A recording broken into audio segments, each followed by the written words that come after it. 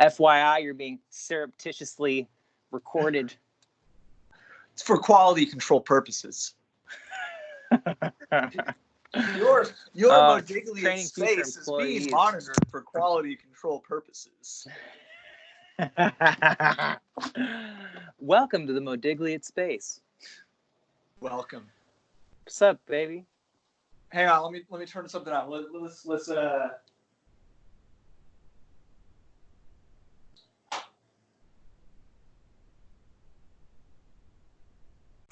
All right. Hey. What's up, my fellow Modigliate?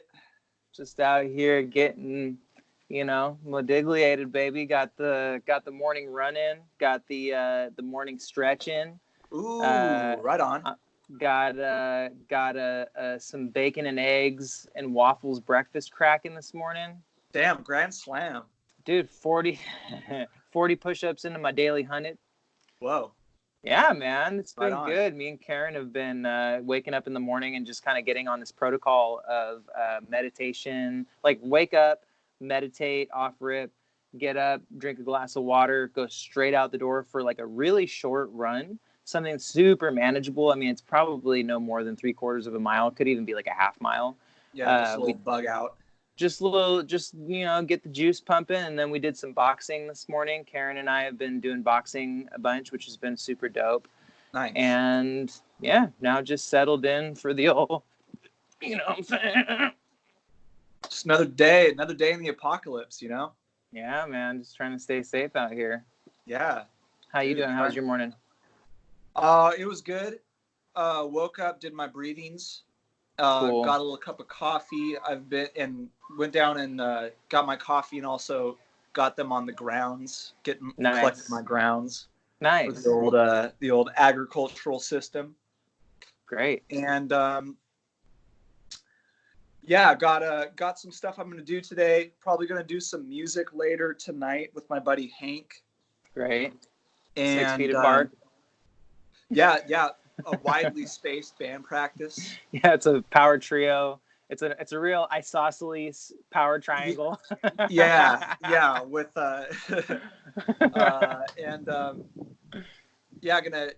some errands to run. Gonna hit the co-op. Also gonna hit the post-apocalyptic super jail workout today. I took a day off because I was just getting too buff. I had to kind of slow down a little bit. I was getting a little too Chronicles of Riddick too fast,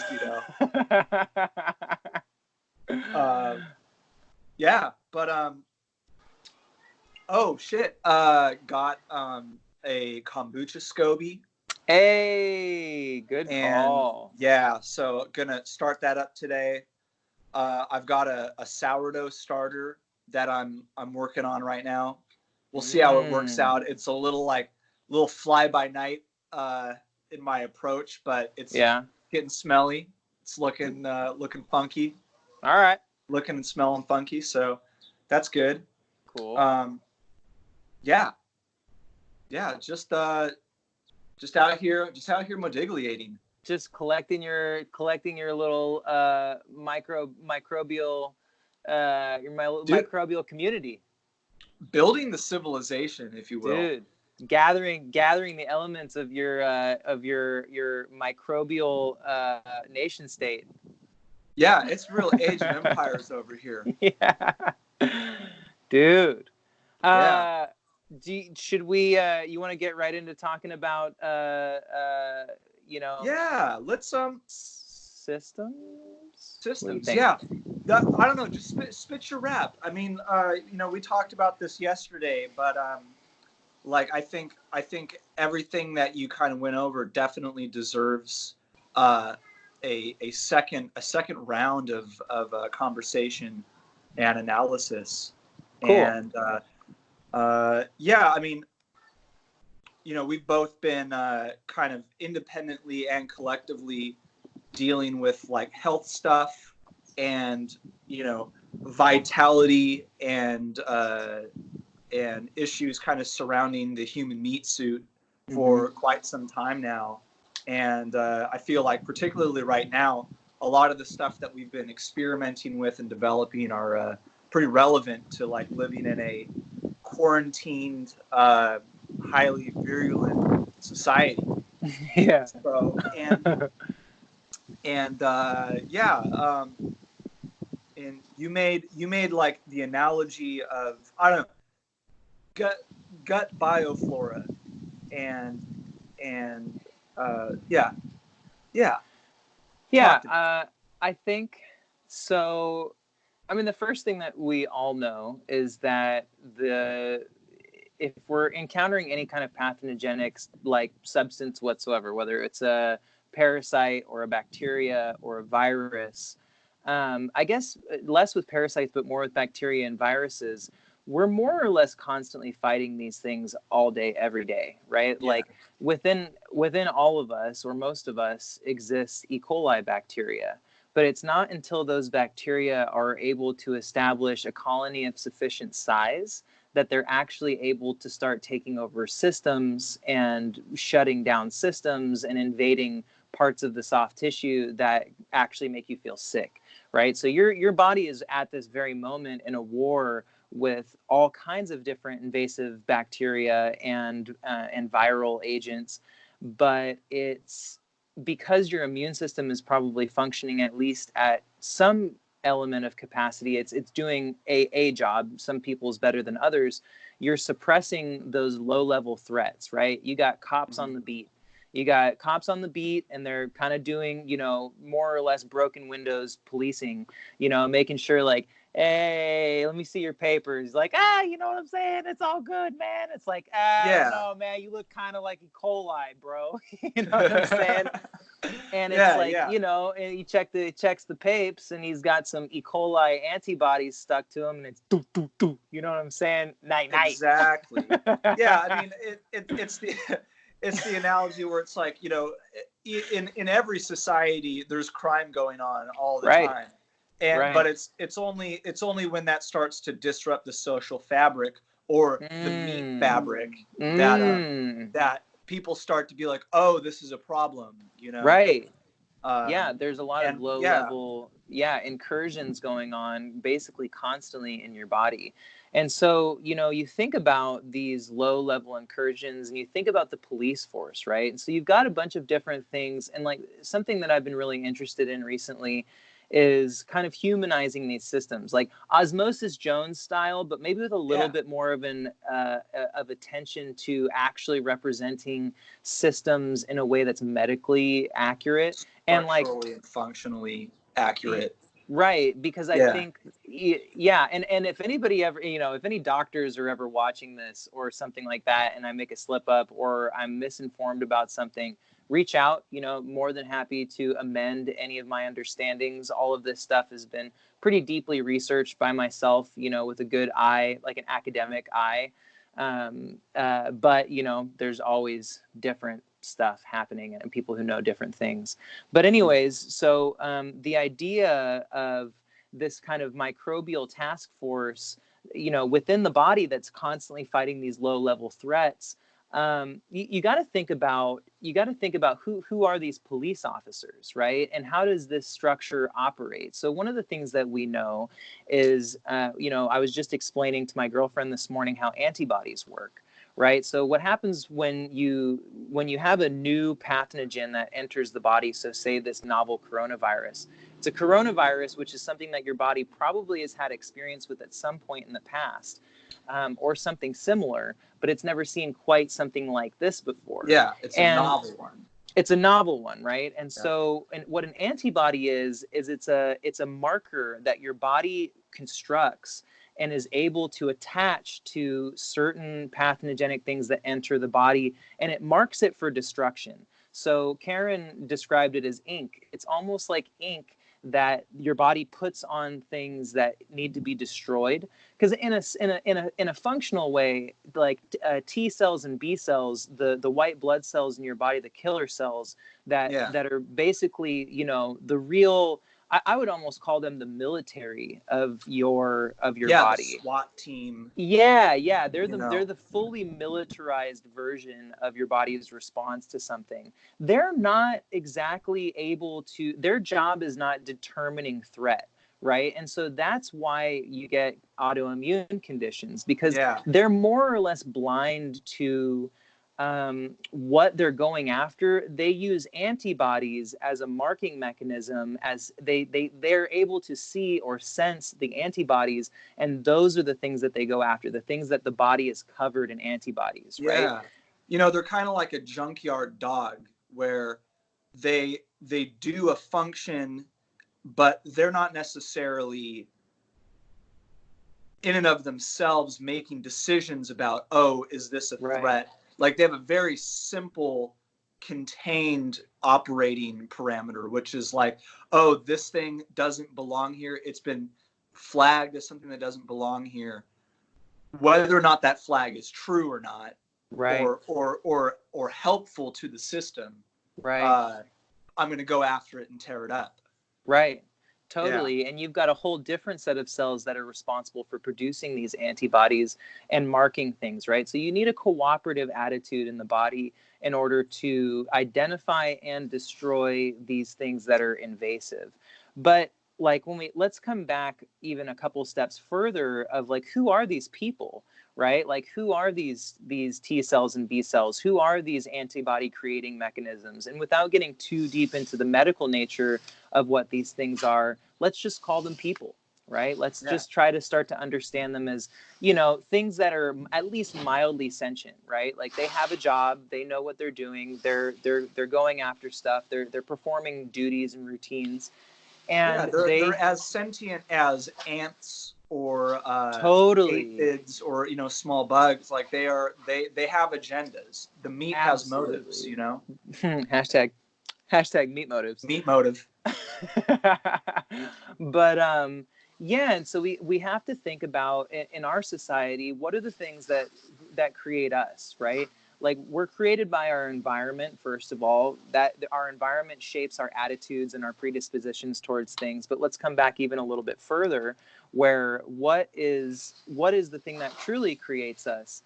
It is food, right? Because without food, there is no life, at least in the human setting. Every Yeah. cell in our body has been constructed out of some building block of food at some point or another. I mean, there might be a small exception here and there, for certain cell types and certain membrane types and things like that. But for the most part, all of these building blocks have Coming come from from food. nutrients. Yeah. Exactly, right? And so when we look at food, there's a bunch of different ways that we can classify food. But today I really want to talk about the microbiome, which is the community of bacteria. And I use community in a very intentional way. This is a lot of different bacteria, many different strains of bacteria that are cooperating together to, to aid the human, right? They're in it for themselves, but in a certain sense they're also in it for us. They're symbiotic with us. I think they have some level of, I don't know if understanding is really the technical term that we could use for that, but I could roll with it. use it.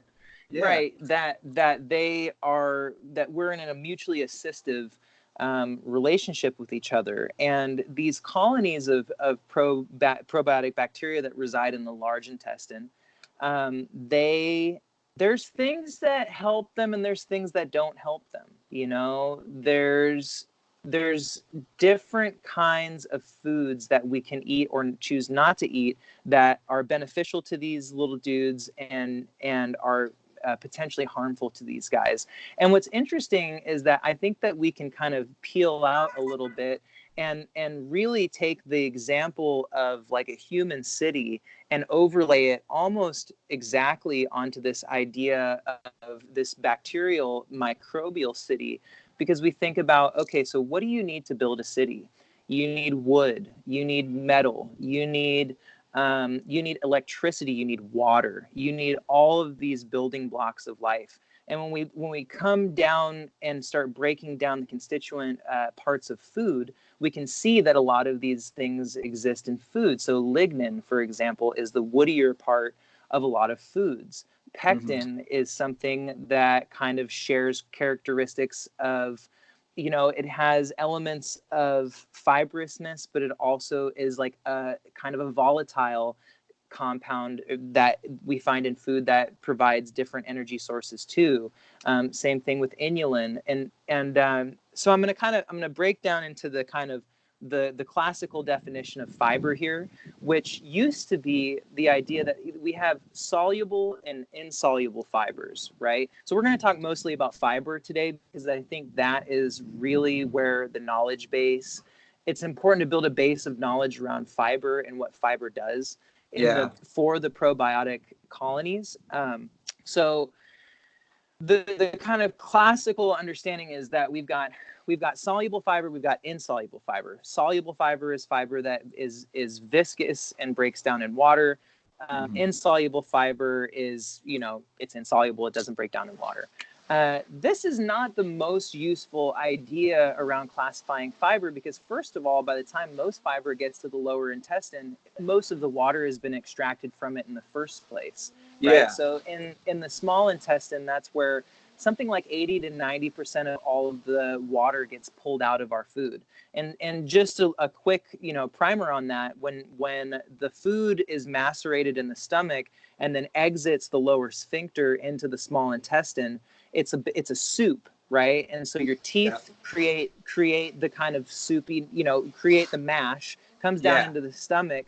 The stomach then breaks it down further, right? But also kind of churns it up and chews it up. And then it lets it through the lower sphincter where it comes into the small intestine, where it is then flooded with enzymes, right? And so this is the small intestine is identifying the types of food that are present, and it's making the determination and responding to it, right? And releasing the enzymes that are needed to fully extract anything that can be chemically extracted from the food, right? Yeah. And then, 80 to 90% of the water is sucked out, and then it begins the process of rolling through. Well, rolling if you've got good digestion, right? If you've got high fiber, it's rolling through the large intestine. So once the food is reaching the lower intestine, the large intestine, I think it's important to start thinking about fibers as functional. Like, what is a functional fiber? Like, I don't know how much it really matters that something is soluble or insoluble.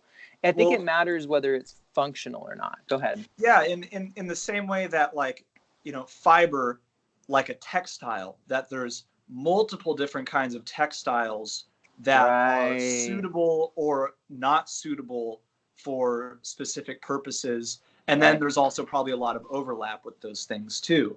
Yeah, exactly. Like building materials, right? Yeah.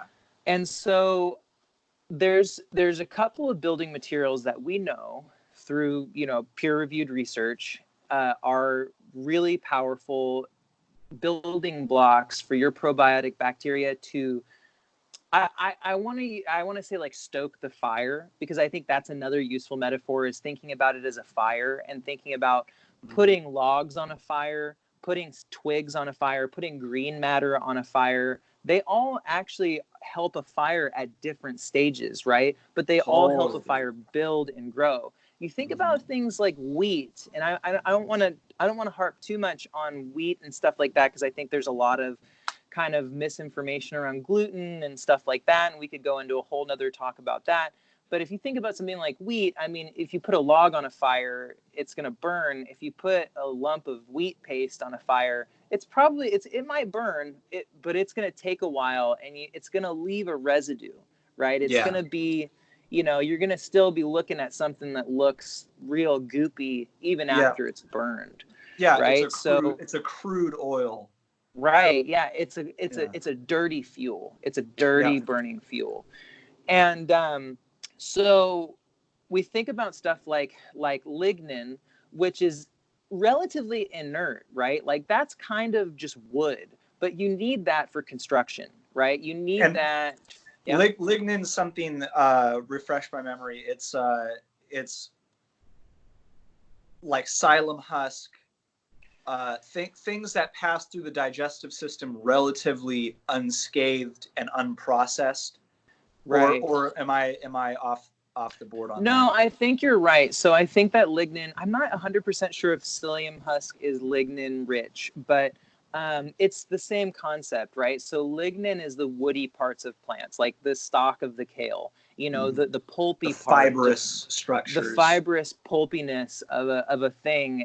Not everything that's fibrous and pulpy contains lignin, but we're using it as a good example for, something that's just kind of like, it's going to roll through, it's going to scrape things out, it's going to catch things on its way through the digestive system and pull things through.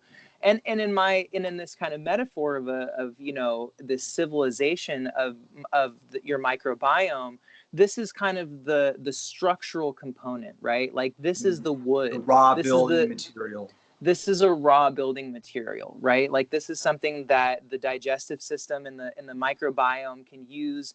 They can strip it down, they can use it as fuel. I mean, a lot of this is going to stay in the metaphorical context because, to be completely honest, we don't have a tremendously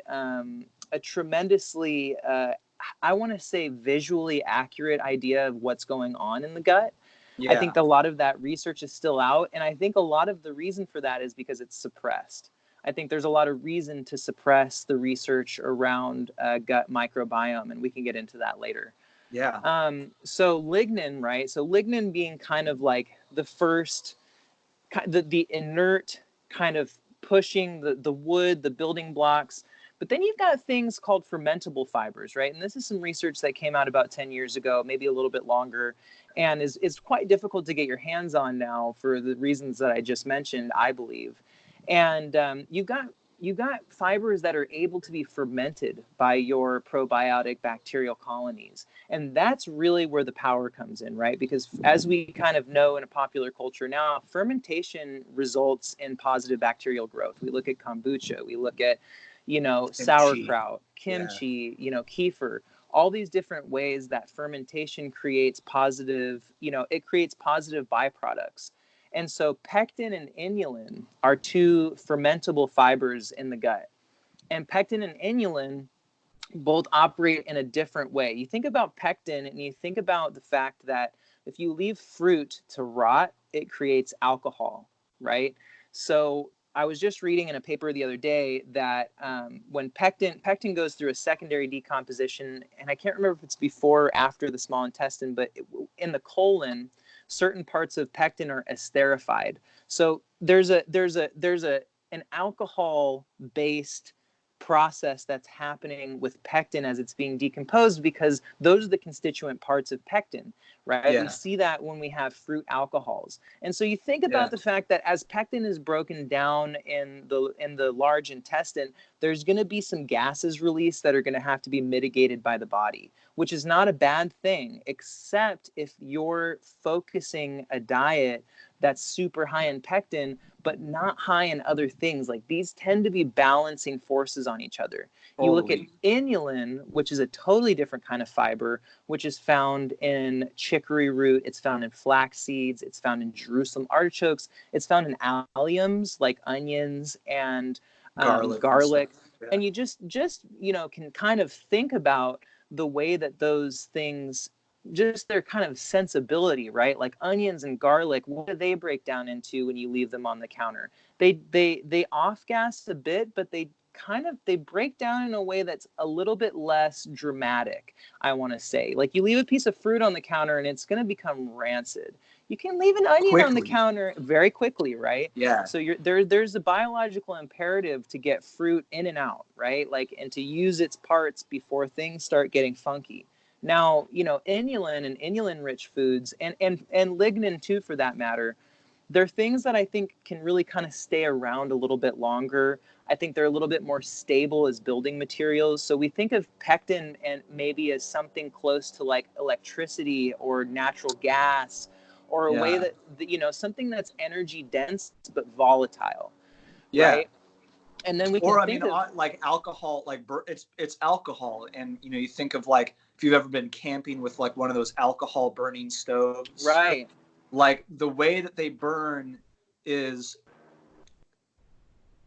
explosive right. in a very particular way, where it's not super dense, and it's fast and very clean. Like it goes, like there's very little residue it's very from clean. it. Yeah, absolutely.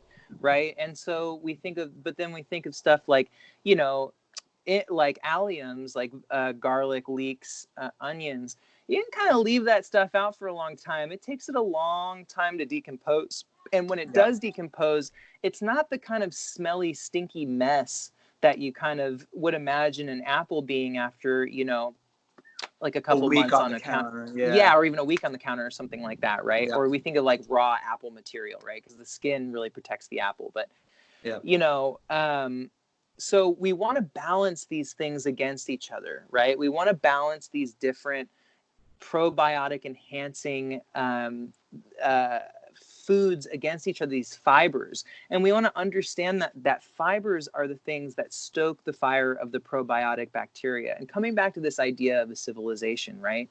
So it takes time to build a civilization. And your diet is a function of time, right? You eat good for a day, that's great. But it takes time to build a cohesive civilization, right? It takes time to go from farmers to city dwellers to denser city dwellers to space people. Exactly, right? But then one of the things, like to bring it kind of full circle to where we're at right now with this COVID-19 situation, you think about what is your body's ability to defend against something that's highly adapted, right? So you got to think of COVID-19 as like some fucking Israeli like mercenary Mossad level, you know, just some ex-KGB, you know, cage fighter with like an just M16 strangling you with like chicken wire. Right. And you know, the crazy thing about COVID-19 is that it's the way that it gets into you. So if you've seen those little spires that come up on the drawings, right? They attach to membranes, to your cellular membranes. They get into your cell. They then hijack the means of production. So they hijack all of your organelles in that cell to begin replicating constituent parts of the virus, right? So it's literally hijacking one of your cells, you know, infiltrating a factory, putting everybody at gunpoint, being like, you're working for me now, working everybody to death. And then the way that they make it makes that cell produce virus or virus parts until that cell is so weak that it then explodes, and all of those virus constituent parts come out of that kind of like mess of a catastrophe, you know, basically this warehouse that's been burned down. And so you think about this organism, it's a mercenary organism. You know, it has no desire to be symbiotic with you. It is there to reproduce itself until you are dead. And the only thing that's going to stop it from doing that is your body's defense system, right? And so you think about this probiotic colony, which is so critical in determining there's certain nutrients that your probiotic colony produces that are absolutely quintessential precursors to white blood cell production, right? So without vitamin K, exactly. So you have to be in good health microbially in order to be, you know, in order for your lymphatic system to be producing enough white blood cells in order to effectively combat something like COVID-19. So again, we think about a civilization as a function of time, and what building materials are you importing to this civilization that's allowing it to grow? And furthermore, what technology does this civilization have access to? And I think that's another interesting kind of metaphorical overlay that we can create here, where it's like, what is technology in general? Like, what is technology? Technology is just something that's... Go ahead. Technology is something that's just a functional... it's just the next level of functionality, right? It gives you another level of functionality in a particular domain. And the way that technology is developed is because, you know, we have resources that allow us to kind of come to another level of being able to take care of higher and higher order issues and problems. And I think that's true with the probiotic kind of colonies in you as well, is that if they're dealing with scarcity, if they don't have the fibrous elements that they need, if they don't have the fermentable elements that they need, they're basically out hunter-gathering for that shit in whatever crap you're in there. Because it's like, you know, there is fiber in a hamburger, not much though. And so you've got and they're usually a limited type. Absolutely, So right? And it's like, probably not fermentable.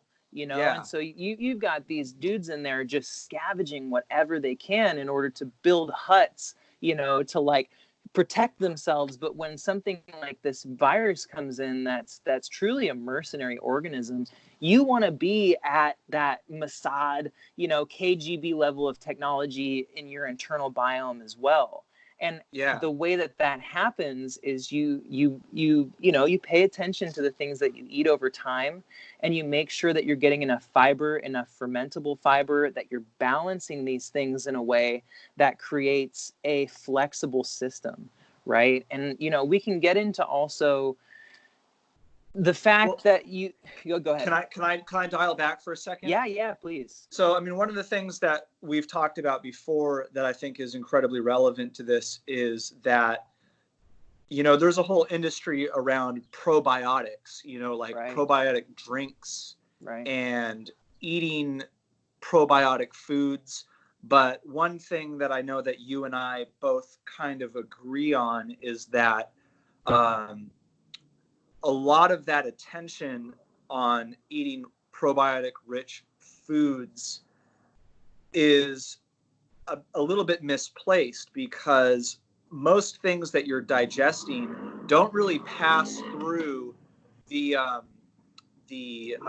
digestive enzymes and the actions of your stomach and, you know, upper digestive tract. Right. And we by the time we're like toddlers, like we already have a biome that has been cultivating I mean, probably since infancy, since prenatal infancy, where our biome is already kind of in place. Like, these are things that are intrinsic to the meat suit, to the human, you know, alchemical vessel. Right. And adding more stuff to that mix, even if it makes it through the digestive processes, isn't really going to do a lot of heavy lifting. You might be adding in some new faces in the community, in the community of your GI, but for the most part, those you want to feed what's already there, more than you want to introduce foreign, potentially beneficial, potentially inert, potentially pathogenic biota.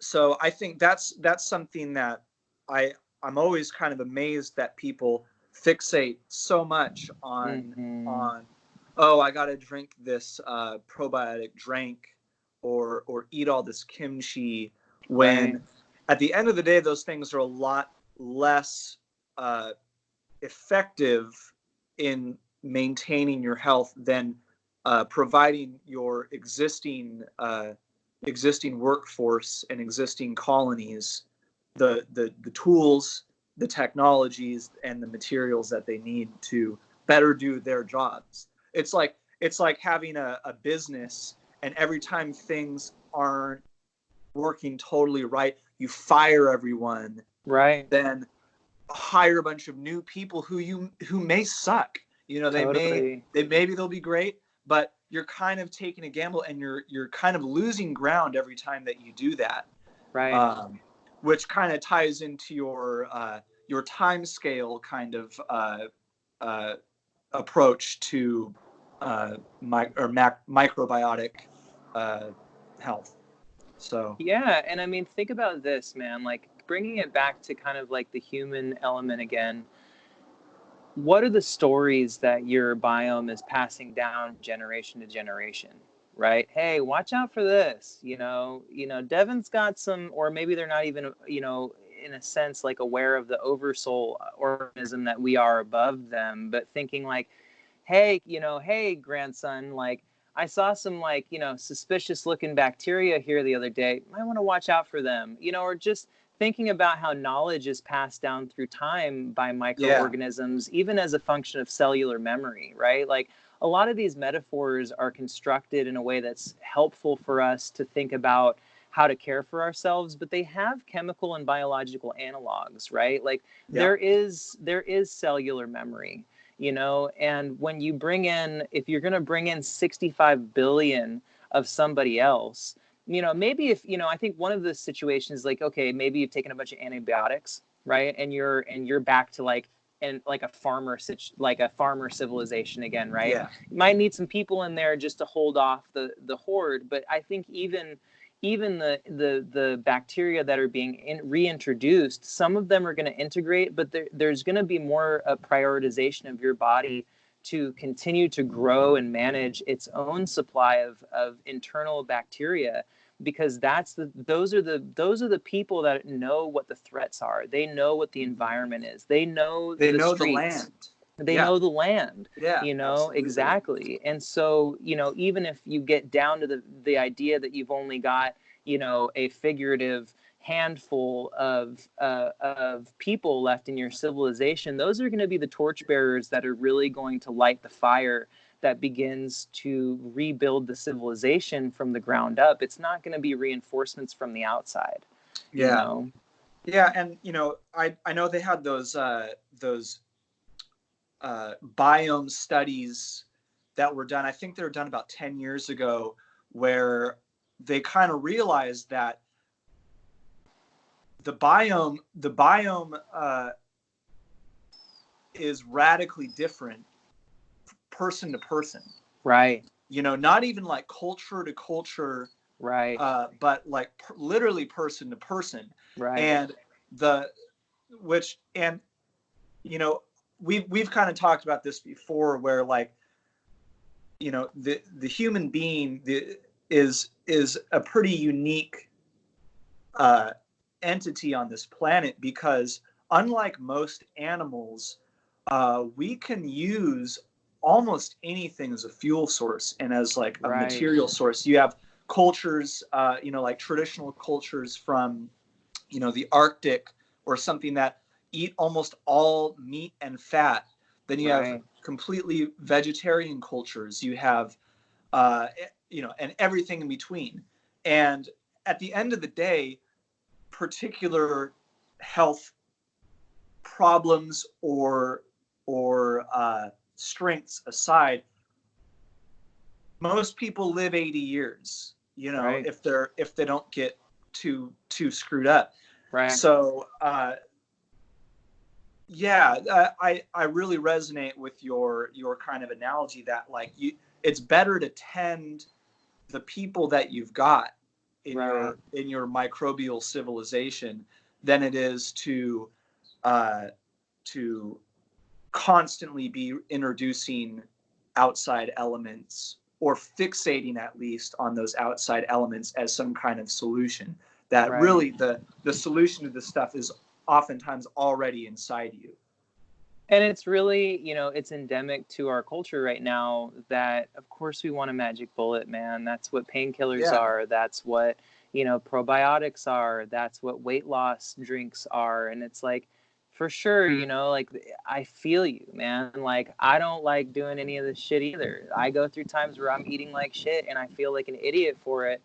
And I also go through times where I'm not exercising. And it's like, and the list goes on. And it would be dope if there was something that I could just pop in my mouth every day that would make a huge difference.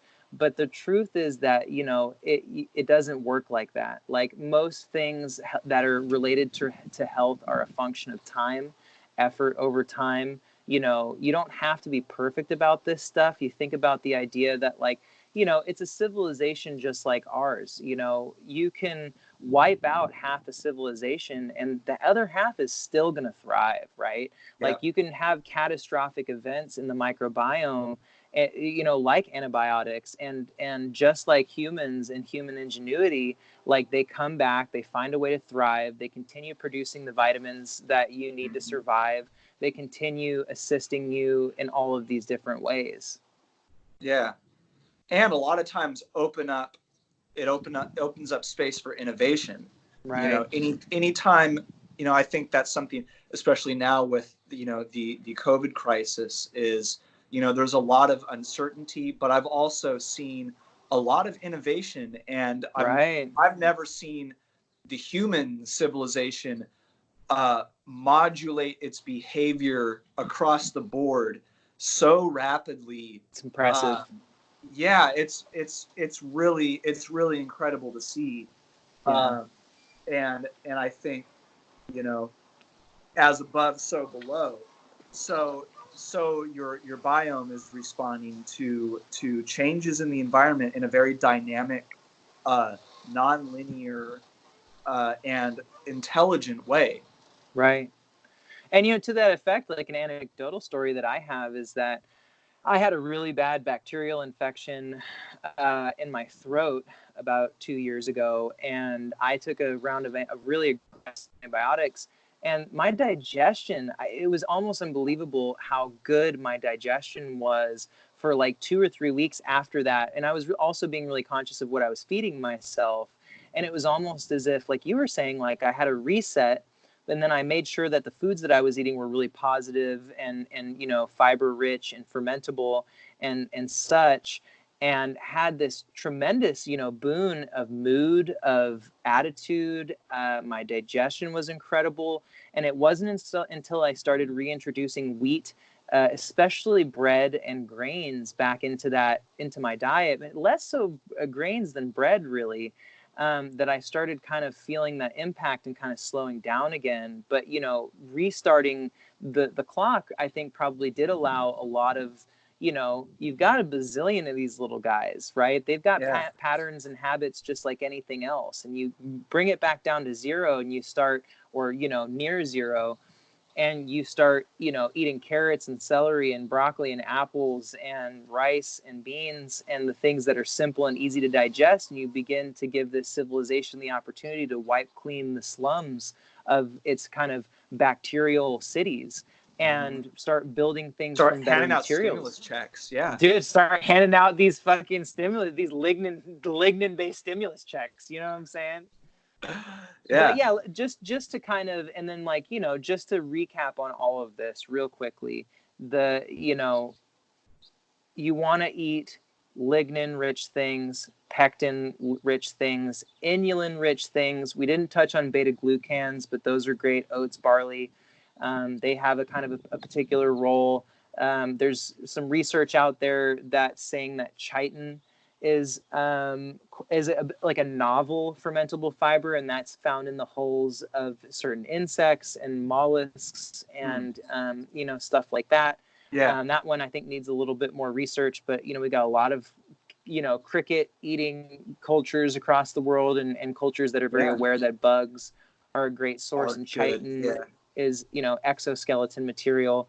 And so, you know, if you can get yourself into a place where you're eating a good amount of fiber over time, the right types of fiber, and limiting the types of things that you eat as dirty fuel. So let's just real quickly touch on meat, because I think meat is a great thing. For me, I don't think it's the right choice for everyone. I was a vegetarian for 10 years, and I feel much better with an amount of meat in my diet than none. I do try to eat responsible meat, et cetera, et cetera. But, you know, so one of the things that I learned recently, and this was coming from Dr. Rhonda Patrick, who's, you know, just a real high level scientist and really knows what she's talking about with this stuff, that when you're eating meat, you've got enzymes that and probiotic bacteria that are specifically adapted toward breaking down the cellular structure of tissue, right? And you got to think of these in a way, they're not going to be the same guys that are breaking down the Apple stuff, right? These are guys that are going to be in hazmat suits, because the stuff that's coming off of meat is actually exactly right. So we've got putrescine and cadaverine that are both byproducts of meat when they're broken down in the gut. Now you've got other enzymatic reactions that are happening if you're eating enough vegetables, where you're scrubbing that putrescine and that cadaverine. So you got to think of it again as a city, right? Like the meat is coming in. It's coal, right? It's high burn. It's high temperature, you know, hard burning, hard fuel. It also has the potential to be dirty fuel if it's not dealt with in a correct way, right? It's And just like a used chimney. irresponsibly, yeah. Exactly, right? So you burn soft wood in a chimney, you burn a bunch of pine in a chimney, you get a bunch of tar in that chimney, and eventually the chimney catches fire, right? And that's a similar situation that you have with meat, where if you're just constantly eating meat, it's possible that you have an enzymatic kind of and maybe a bacterial squadron at your disposal somewhere that's helping to clean that stuff up, even if you're not eating enough vegetables and fruits and things like that. But you're putting a lot of load on your body in a certain way to deal with that putrescine and that cadaverine. And you want, and you're again, selecting for a very narrow biome, which I think is something that is always yes. Most diet research that I've invested in, I've really come to the conclusion that you can get away with a narrow biome, but most people and most cultures that eat a diet that selects for a limited biome, it's just like attention. If you direct your attention to one point, you're not really taking into consideration all the other things that are maybe going on around you. And I think that people fixate on diet, especially in this culture now, a lot in a way that I think is a little bit maybe neurotic, or I'd say at least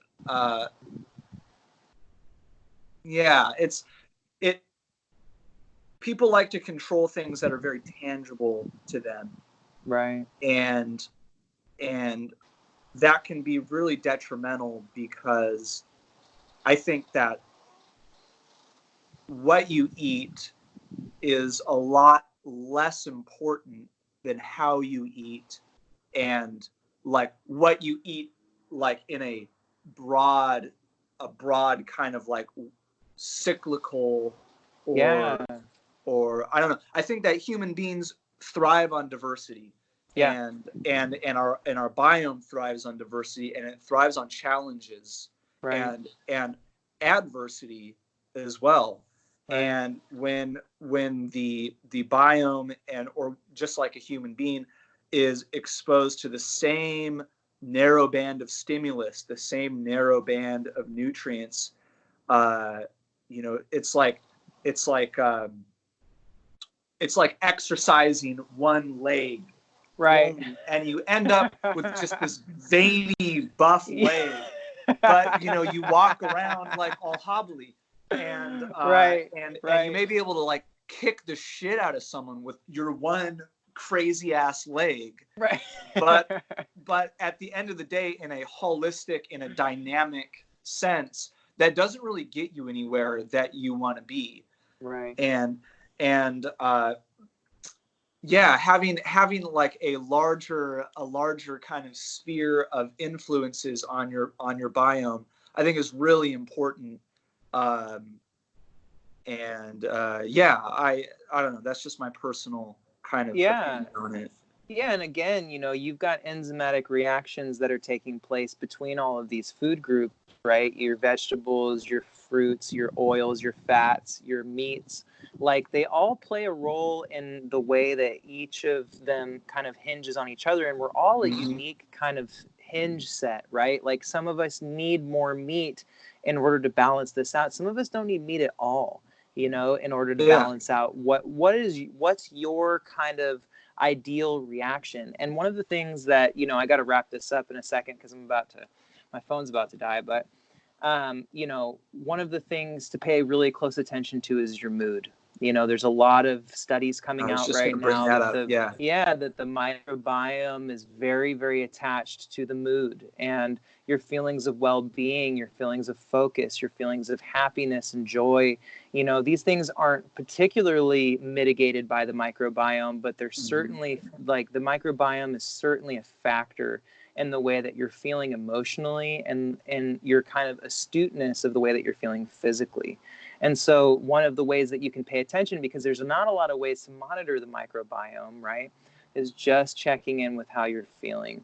You know, like having a journal practice, or having, again, like something that helps you track through time, right? How am I feeling and what am I eating? You know, how are those things interplaying against each other? There's certain times when you need to go through, you know, periods of cleanse where maybe you need to eat one certain thing to bring stuff down to a fine point again. Yeah. But most times you're wanting to, you know, encourage the system to have dependency on itself and hinge in on itself by giving it all of the constituent materials. You think about an economy, you know, like think about the economy of this microbiome. You want to give them whatever they need and allow them to determine how to best use those resources and materials, how to prioritize the materials that you're bringing in, because you don't necessarily know what they need. You got to just give them what you know, you got to take, you know, if you can become more sensitive to the way that your mood and your attitude shifts over time. And I'm sure there's ways of getting more in touch with them, like almost like telephone mode, you know, but in general, just paying attention to those and giving them, trying to have, you know, fucking, I hate to say it, but a balanced diet, man. We've been listening to that shit for 70 years, but it's the damn truth. It is.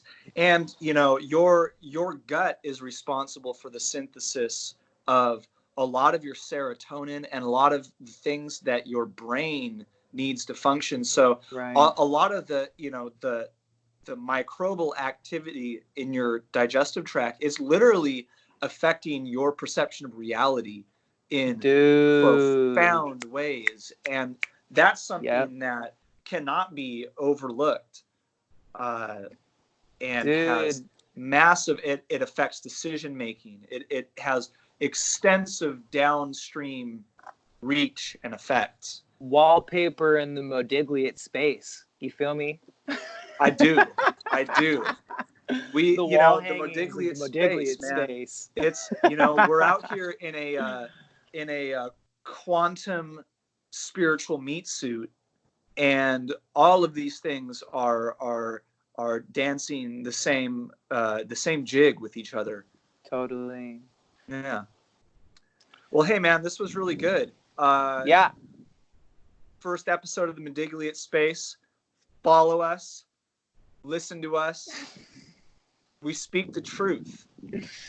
Hell yeah, man. Even if the truth is in riddles. You feel me? You feel me? All right. Until next brother. time. Yes, Later. sir.